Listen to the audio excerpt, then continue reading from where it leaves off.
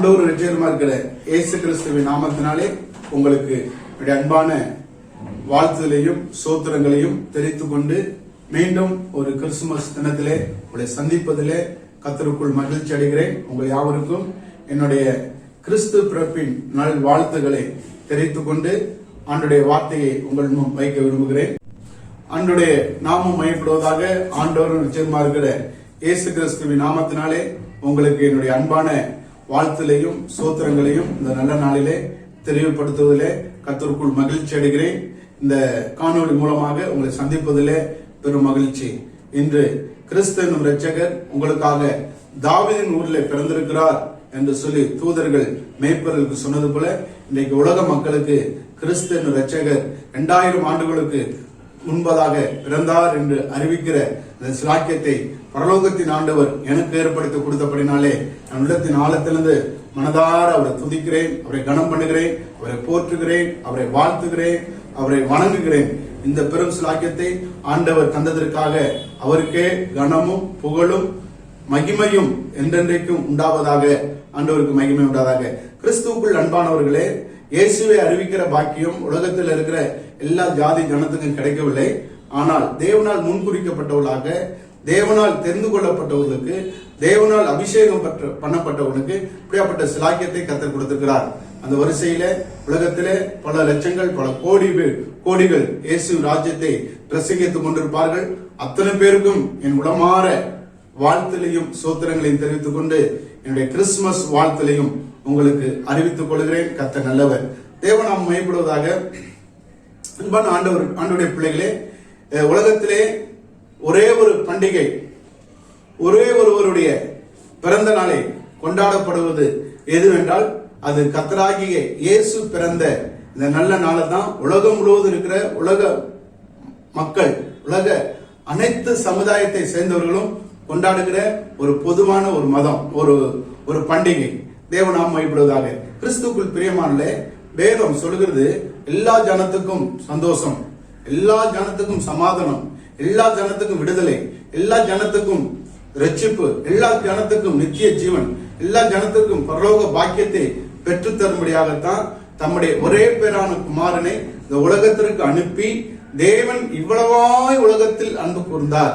கிறிஸ்துவுக்குள் பிரியமானவர்களே, அன்பான ஆண்டவருடைய பிள்ளைகளே, இந்த அன்பை எண்ணி பார்த்து தேவனுக்கு நாம் மகிமையும் கனத்தையும் சோத்திரத்தையும் தெரியப்படுத்த வேண்டியது அவசியமா இருக்கிறது.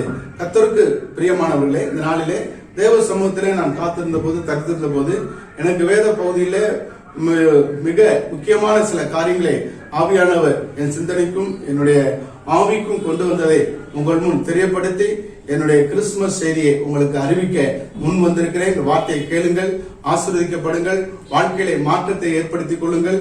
வாழ்க்கையிலே மாற்றமும் மறுரூபமும் உங்கள் உண்டாக கர்த்தர் இயேசு கிருபை செய்வாராக. ஆண்டவர் நாம் மையப்படட்டும். வேதத்திலே மத்தேயு எழுதின சுவிசேஷத்திலே, அதாவது முதல் 2 அதிகாரத்திலிருந்து சில காரியத்தை இன்றைக்கு நம்ம கற்றுக்கொள்ள இருக்கிறோம். ஆண்டவர் நல்லவர். தேவநாமம் மையப்படுவதாக.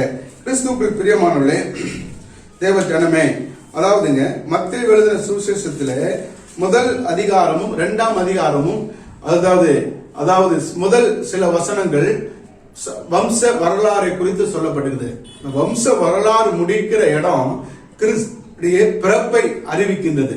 அந்த பிறப்பை அறிவிக்கும் போது ஒரு கலக்கம் உண்டாயிருக்கிறது, ஒரு சந்தேகம் உண்டாயிருக்கிறது, ஒரு திகில் உண்டாயிருக்கிறது. யாருக்கு என்றால் மரியாளுக்கு நியமிக்கப்பட்டிருந்த யோசேப்புக்கு. அப்போ அந்த கலக்கத்தையும் அந்த திகிலையும் அந்த சந்தேகத்தையும் நீக்கும்படியாக அங்கு இந்த 2 அதிகாரத்திலையும் அடிக்கடி வருகிற ஒரு வார்த்தை, அதாவது செப்பனம். வேதத்திலே யோசேப்பு செப்பனம் கண்டான், பார்வோன் ராஜா செப்பனம் கண்டார், நேப்காத் நேச்சர் பாபிலோன் தேசத்திலே செப்பனம் கண்டார்கள். அன்றைக்கு சோத்திரம், தேவநாமம் மையப்படுவதாக. இவைகள் ஞான அர்த்தம் உள்ளவைகளாக இருந்தது, வரும் காரியங்களை அறிவிக்கவர்களாக இருந்தது. இப்போ யோசேப்பும் புதிய ஏற்பாட்டில செப்பனத்தோடு ஆரம்பிக்கிறார். அன்றவருக்கு சோத்திரம், தேவநாமம் மையப்படுவதாக. ஏன் செப்பனம் என்றால் தெளிவுபடுத்தக்கூடியது, ஒரு காரியத்தை தெளிவுபடுத்தக்கூடியது, ஒரு காரியத்தை வரும் முன் அறியக்கூடியது, அல்லது நடந்ததை புரிந்து கொள்ளக்கூடியதாக செப்பனம் மனிதர்களுக்கு தேவனால் அளிக்கப்பட்ட ஒன்று. சொப்பனங்களை பல வகை உண்டு. தொல்லையின் திரட்சினாலே சொப்பனம் பிறக்கும் என்று எழுதப்பட்டது. அப்படி இல்லாதபடிக்கு யோசேப்புக்கு தேவன் யோசேப்புடைய வாழ்க்கையில, தனக்கு நியமிக்கப்பட்ட மரியாளுடைய வாழ்க்கையில, இந்த உலகத்தில ஒரு பெரும் அதிசயத்தை, பெரும் தாக்கத்தை ஏற்படுத்த நினைத்திருக்கிற அந்த மாபெரும் திட்டத்தை வெளிப்படுத்தும்படியாக யோசேப்புக்கு கர்த்தர் சொப்பனத்திலே வெளிப்பட்டு கொண்டிருக்கிறார் 5 முறை. இந்த 5 முறை சம்பவம் மிக நேர்த்தியானது, மிக அற்புதமானது, மிக அதிசயமானது. அன்றைக்கு சோத்திரம். வேதத்திலே அதாவதுங்க மத்தேயு எழுதின சுவிசேஷத்தின் புஸ்தகம் 1ஆம் அதிகாரம் 18வது வசனத்திலிருந்து 20 முடிய வசனங்களை வாசிக்கும் போது அங்க தெளிவாக சொல்லப்பட்டிருக்குது. அன்றைக்கு சோத்திரம். தேவநாமம் மகிமைப்படுவதாக. இயேசு கிறிஸ்துடைய ஜனனத்தின் விவரமாவது, அவருடைய தாயாகிய மரியாள் யோசேப்புக்கு நியமிக்கப்பட்டு இருக்கையில் அவர்கள் கூடி வரும் முன்னே அவள் பரிசுத்த ஆவினாலே கர்ப்பவதி ஆனாள் என்று காணப்பட்டது. அவன் புருஷனாகிய யோசேப்பு நீதிமானாய் இருந்து அவளை அவமானப்படுத்த மனதில்லாமல் ரகசியமாய் தள்ளிவிட யோசனையாயிருந்தான்.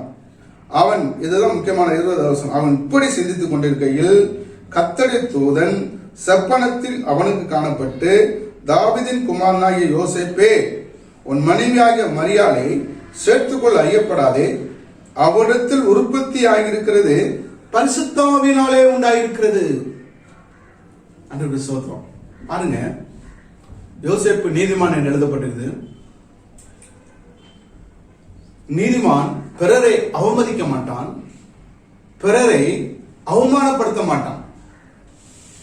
நீதிமானாய் வாழும் தேவ ஜனங்களே, தேவ பிள்ளைகளே, நீதிமான் என்று சொல்லி அழைத்துக் கொள்ளுகிற கர்த்தருடைய ஜனமே, நம்ம வாழ்க்கை கொஞ்சம் எப்படி இருக்குது பாருங்க. நீதிமானாய் இருந்த யோசேப்பு மரியாளை அவமானப்படுத்த மனது இல்லாமல் என்று எழுதப்படுகிறது. மனது இல்லாமல் அதற்கு காரியத்தை செய்ய வேண்டும் என்று சொல்லி சிந்தித்துக் கொண்டிருக்கும் போது, தேவ பிள்ளைகள, தேவ ஜனமே, ஒரு காரியத்தை இந்த இடத்துல மறைந்து கொள்ள வேண்டும். நமக்கு ஒரு நீதிமானா இருக்கிற நமக்கு ஒரு நெருக்கம் வரும்போது, ஒரு உபத்திரம் வரும்போது, ஒரு பாடு வரும்போது, நம்மளாகவே ஒரு காரியத்தை முடிவெடுக்க முயற்சிப்போம்.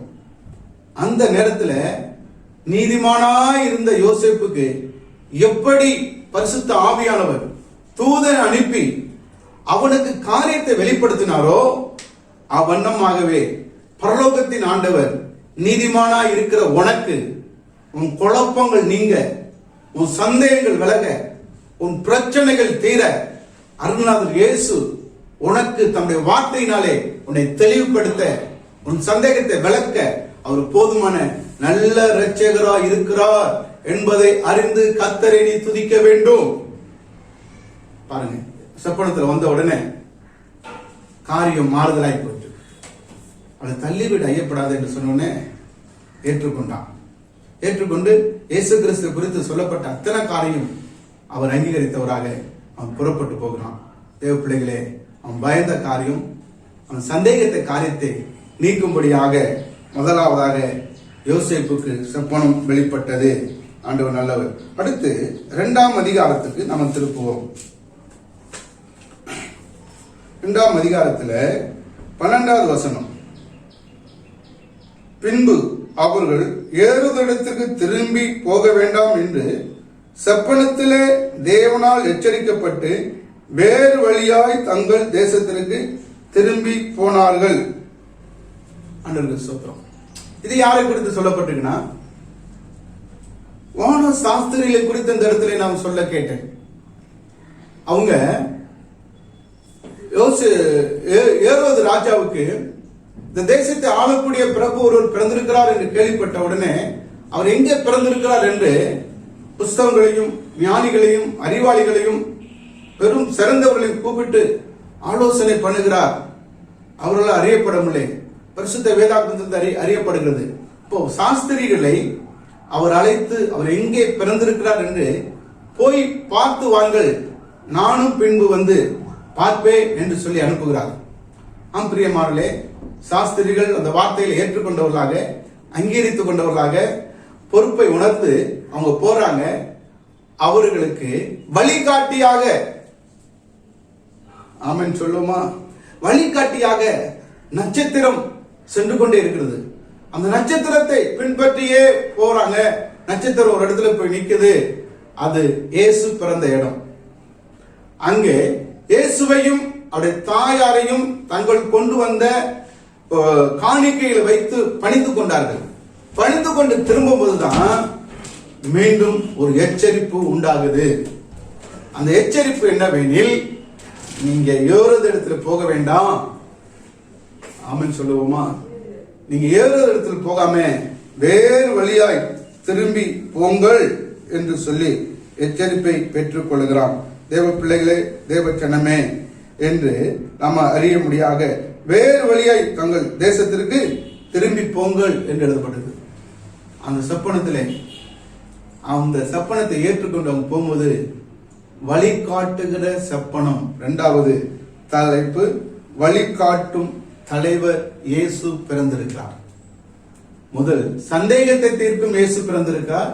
இரண்டாவது வழிகாட்டுகிற இயேசு, நானே வழியும் சத்தியமும் ஜீவமா இருக்கிறேன், என்னை இல்லாமல் ஒருவனும் பரவலத்துக்கு வர முடியாது என்று சொன்ன ஆண்டவர் இயேசு நம்முடைய வாழ்க்கையில பெரும் வழிகாட்டியாக, நம்முடைய எதிர்காலத்தை நல்வழிப்படுத்துகிறவராக, பரலோகத்தின் தேவ பிரசனம் நம்மை காக்கக்கூடியதாக அது இருந்து நம்மை நடத்தும் என்பதில் எந்த விதமான சந்தேகம் இல்லை. கர்த்தர் நம்மை ஆசீர்வதிப்பாராக. ஆண்டவர் நல்லவர். மூன்றாவது ஒரு காரியத்தை உங்களுக்கு சொல்ல போகிறேன். அதாவதுங்க, இயேசு பாதுகாக்கும்படியாக பிறந்திருக்கிறார். அன்றைக்கு ஸ்தோத்திரம். 2ஆம் அதிகாரம் 13வது வசனம். அவர்கள் போன பின்பு, பாருங்க, சாஸ்திரிகள் வேற தேசத்துக்கு போயிட்டாங்க. இப்ப யோசேப்பிடத்துல கர்த்தர் மீண்டும் இடைப்படுகிறார். அவர்கள் போன பின்பு கர்த்தருடைய தூதன் சொப்பனத்திலே யோசேப்புக்கு காணப்பட்டு, முதல்ல யோசேப்புக்கு சொப்பனம் காணப்படுகிறது, பின்பு சாஸ்திரிகளுக்கு சொப்பனம் வெளிப்படுத்தப்படுகிறது, பின்பு மீண்டும் யோசேப்புக்கு சொப்பனம் வருது. என்ன சொப்பனம் வருது? 13வது வசனத்திலே சொப்பனத்தில் யோசேப்பு காணப்பட்டு, ஏரோது பிள்ளையை கொலை செய்ய தேடுவான், ஆதலால் நீ எழுந்து பிள்ளையும் அதன் தாயையும் கூட்டிக் கொண்டு எகிப்தில் ஓடிப்போய் நான் உனக்கு சொல்லும் வரைக்கும் அங்கே இரு என்று சொன்னார். ஒரு அல்லேலூயா சொல்லுவோமா? ஆண்டவர் நல்லவர். தேவன் நாம் மகிமைப்படுவதாக. இப்போ அன்பான தேவ பிள்ளைகளே, தேவ ஜனமே, பாருங்க, ஆண்டவர் எவ்வளவு அன்புள்ள ஆண்டவர். அந்த இரட்சகரை காப்பாற்றுவதற்காக, இரட்சகர் உலகத்திலே பிரகாசிக்க வேண்டும் என்பதற்காக முதலாவது சந்தேகத்தை தீர்க்கிறார். அப்புறம் சாஸ்திரிகளை வழி திருப்பி விடுகிறார். மூன்றாவது, பிள்ளை உயிரோடு இருக்கும் என்று ஏரோதுடைய கட்டளைக்கு பயந்து, நீ இந்த தேசத்தில் இருக்காத, நீ கிளம்பிடு அப்படின்னு சொல்லி ஆண்டவர் எகிப்தில போயிரு என்று சொல்லி கட்டளை இடுகிறார். இப்போ தேவ பிள்ளைகளே, தேவ ஜனமே, இது பாதுகாக்கும் இரட்சகர் இயேசு பிறந்திருக்கிறார். மூன்றாவதாக பாதுகாக்கும் இரட்சகர் இயேசு பிறந்திருக்கிறார். ஆகவே பகலில் பறக்கும் அன்புக்கும், இருளில் நடமாடும் கொள்ளை நோய்க்கும், மத்தியானத்தில் பாழாக்கும் சங்காரத்துக்கும் பயப்படாதிருப்பாய். உன் பக்கத்தில் 1000 பேரும் 10,000 பேர் இருந்தாலும் அது உன்னை அணுகாது. உன் கண்களால் மாத்திரம் அதை பார்த்து துன்மார்க்கம் வரும் பலனை காண்பாய் என்று எழுதப்பட்ட வார்த்தையின் பிரகாரம், கர்த்தருடைய பிள்ளைகளே, கர்த்தருடைய சட்டமே, நீங்கள் வேதத்தின் ரகசியத்துக்குள்ளாக வாழும்போது, வேத திட்டத்துக்குள்ளாக வாழும்போது, உங்களுக்கு விரோதமான, உங்களுக்குள் தேவ திட்டம் இருக்கிறதுனால உங்களுக்கு விரோதமாக பல விதத்துல சத்துரு கிரியை செய்வான், பல விதத்துல போராடுவான், பல விதத்துல உங்களை சிதைத்து பார்ப்பான், உங்களை அப்படியே மோதி பார்ப்பான். நீங்க கர்த்தருக்குள் இருப்பீர்கள் என்றால், யோசேப்புக்கு எப்படி வெளிப்படுத்தப்பட்டு நீங்க இருக்காத, நீ போயிரு என்று சொன்னது போல உங்களுக்கும் கர்த்தர் வெளிப்படுத்த போதுமானவராய் இருக்கிறார். ஆமென் சொல்லுவோமா? அல்லேலூயா. ஆண்டவர் நல்லவர். அப்படியாப்பட்ட கிறிஸ்து நமக்குள்ள இருக்கிறாருங்க. அவரை நாம் கொண்டாடி மகிழ வேண்டும். ஆண்டவர் நல்லவர். தேவன் 4வதாக ஒரு காரியத்தை சொல்ல விரும்புகிறேன். 2ஆம் அதிகாரம் 19ஆம் வசனமும் 20வது வசனம். ஏரோது இறந்த பின்பு கர்த்தருடைய தூதன் எகிப்திலே யோசேப்புக்கு சொப்பனத்திலே காணப்பட்டு, பாருங்க, சொப்பனத்துல தான் வருது. அன்றைக்கு சோத்திரம். மறுபடியும் இப்ப 3வது முறையாக சொப்பனத்துல காணப்பட்டு பிள்ளையை கொலை செய்த தேடினவர்கள் இல்ல, நீ எழுந்து நீ போ அப்படின்னு சொல்றாரு. தேவ பிள்ளையே, தேவ ஜனமே, கர்த்தருடைய பிள்ளைகளே, பிசாசையும் அவருடைய கிரியையும் அழிக்கும்படியாக கிறிஸ்து பிறந்தார். உலகத்திலே உங்களுக்கு ஒருத்தர் உண்டு, ஆனாலும் கடன் கொள்ளுங்கள், நான் உலகத்தை ஜெயித்தேன் என்று சொன்னது போல கிறிஸ்து நமக்கு எதிராக இருக்கிற சூழ்ச்சிகளை, நம்மளை அழிக்க நினைக்கிற பலவானே கத்த அந்த அதிகாரத்தை பிடுங்கும்படியாக, எடுத்து போடும்படியாக ஆண்டவர் இயேசு இந்த பூமியிலே அவர் பிறந்தார். ஆகவே அந்த அதிகாரத்தை இன்று நமக்கு அவர் தர போதுமான நல்ல ஆண்டவராக, இரட்சகராக இருக்கிறார். அதுக்கு அடுத்ததாக ஒரு காரியத்தை சொல்லி என் வார்த்தையை நான் முடித்துக் கொள்ள விரும்புகிறேன். அதாவதுங்க, வேத சத்தியம் நிறைவேறும்படியாக, தீர்க்க தரிசனம் நிறைவேறும்படியாக இயேசு பிறந்தார். அதாவது 2ஆம் அதிகாரம் 22, 23வது வசனத்துல அங்கு சொல்லப்பட்டிருக்குது, ஆகிலும் அர்கோய்வு தன் தகப்பனாகிய ஏருதன் பட்டத்திற்கு வந்து யூதாவில் அரசாளுகிறான் என்று கேள்விப்பட்டு அங்கே போக பயந்தான். அப்பொழுது அவன் சொப்பனத்தில் தேவனால் எச்சரிக்கப்பட்டு கலிலேயாய் நாட்டில் புற தேசங்களில் விலகி போய், தன்னுடைய தகப்பனுக்கு பதிலாக மகன் வந்து ஆட்சி செய்கிறான், அங்க போனாலும் கொலை நடக்கும் என்று சொல்லி பயப்படுகிறான். நீ அங்க போகாம எங்க போ, கலிலேயா நாட்டில் போய் இரு என்று சொல்கிறார். நாசரேத் என்னும் ஊரிலே வந்து வாசம் பண்ணினான். அன்றைக்கு சோத்திரம். நாசரேயன் எனப்பட்டவர் என்று தீர்க்க தரிசனால் உரைக்கப்பட்டது நிறைவேறும்படி இப்படி நடந்தது. வேத வசனம், தீர்க்க தரிசிகளால் சொல்லப்பட்டவைகள் நிறைவேறும்படியாக சொப்பனத்திலே யோசேப்பு காணப்படுகிறார். அன்பான தேவ பிள்ளைகளே, தேவ ஜனமே, இந்த கிறிஸ்து பிறந்த இந்த நல்ல நாளிலே கிறிஸ்து சரித்திரத்தை மாற்றினார். ஆண்டவருக்கு சோத்திரம். கிறிஸ்து அறிவியலை மாற்றினார். ஆண்டவர் நல்லவர். ஆண்டவர் பயங்கரமான மகிமையான ஒரு திட்டத்தை இந்த பூமியில கொண்டு வந்தார். ஆண்டவர் அந்த இரட்சகர் இயேசு இன்றைக்கு உங்க உள்ளத்துல, உங்க இருதயத்துல அவர் பிறக்க வரும்போது உங்களுக்குள்ள சந்தேகங்கள், உங்களுக்குள்ள பாரங்கள், துக்கங்கள், பாதுகாப்பற்ற நிலைமை எல்லாம் மாறி அருள்நாதர் இயேசு உங்களுக்கு பெரிய விடுதலையும் சமாதானத்தையும் கொடுத்து அதை மேன்மைப்படுத்துவார், கனப்படுத்துவார். கர்த்தருடைய கரம் உங்களோட எந்நாளும் இருந்து ஆதரிப்பதாக. ஆண்டவர் இயேசுவின் நாமத்தினாலே மீண்டும் ஒரு முறை என்னுடைய கிறிஸ்துமஸ் வாழ்த்துக்களை தெரிவித்துக் கொண்டு என் வார்த்தையை முடித்துக் கொள்கிறேன். கர்த்தர் உங்களோடு வந்து பெரிய காரியம் செய்வாராக. ஆமென்.